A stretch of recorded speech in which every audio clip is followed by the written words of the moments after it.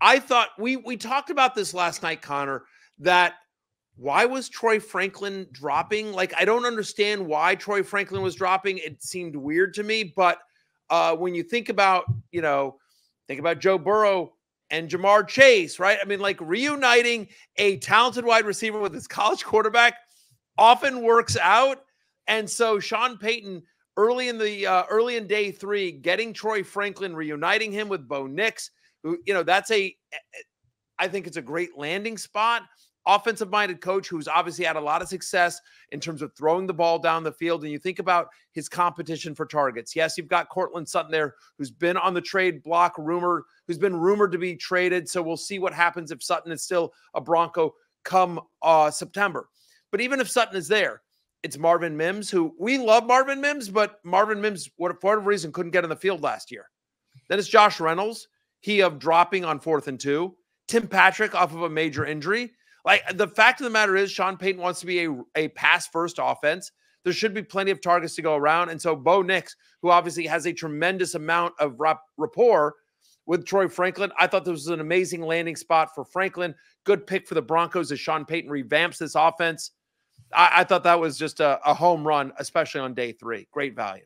Yeah, Matthew, you're kind of honing in on opportunity there with that one. And that's one that comes to mind for me when you look at the Giants taking Tyrone Tracy Jr. out of Purdue. Our guy. We've talked about him a lot now. And, you drafted him in Dynasty with a pre-draft Dynasty draft. So you Thanks make out to like your pick. You told me you made up for Lad McConkey. Yes. Yeah. You So made this up for was the my McConkey redemption hate. tour.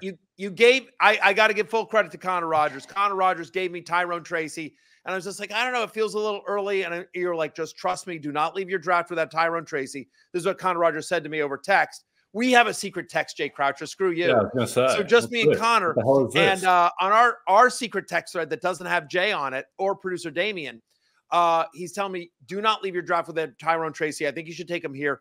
I took him.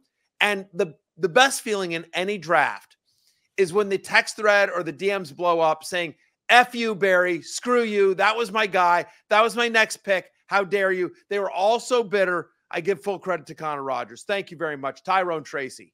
Thank you, Matthew. Yes, I mean, he goes into a situation where, number one, RB4 for me in this draft. So I valued the player more as a day 2 guy. The Giants get him on day 3. I mean, he's realistically one Devin Singletary injury away from being the guy in the Giants backfield. And with that being said, I think he could take the 3rd down snaps over Eric Gray, Gary Brightwell. This is somebody who played wide receiver at Iowa. He's got really good ball skills. He can run a full route tree. You want him on the field in those passing situations, but he's such a creative, dynamic runner at the position since switching to running back, which he did successfully at Purdue, that I think there's a long-term starting potential here for the Giants. I love the opportunity right out of the gate. Jay Croucher, I know that makes you happy hearing as a New York Giants fan. That's a lifelong New York Giants fan as of late January this year. I'm also, my favorite pick was the New York Giants too. It was Theo Johnson, tight end out of Penn State, who all of a sudden the Giants, who I was lambasted for selecting as my team, even though I can never, ever be accused of jumping on a bandwagon, given that the stock of the team is at an all-time low.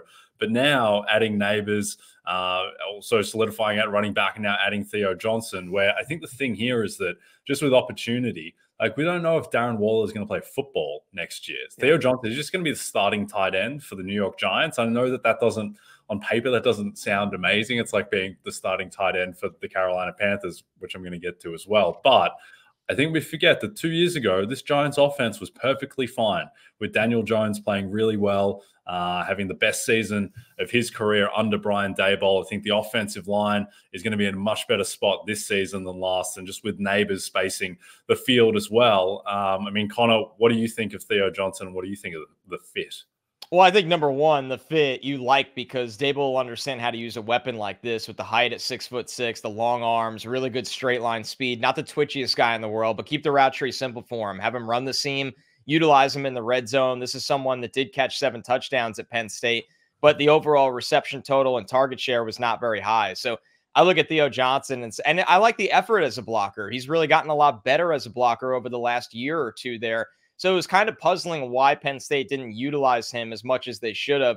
Hey, it's Matthew Berry from NBCSports.com and RotorWorld.com, and I want to thank you so much for watching whatever it is you just watched. Or if nothing else, being too lazy to click out of the autoplay after this video started, after whatever it is you actually wanted to watch finished.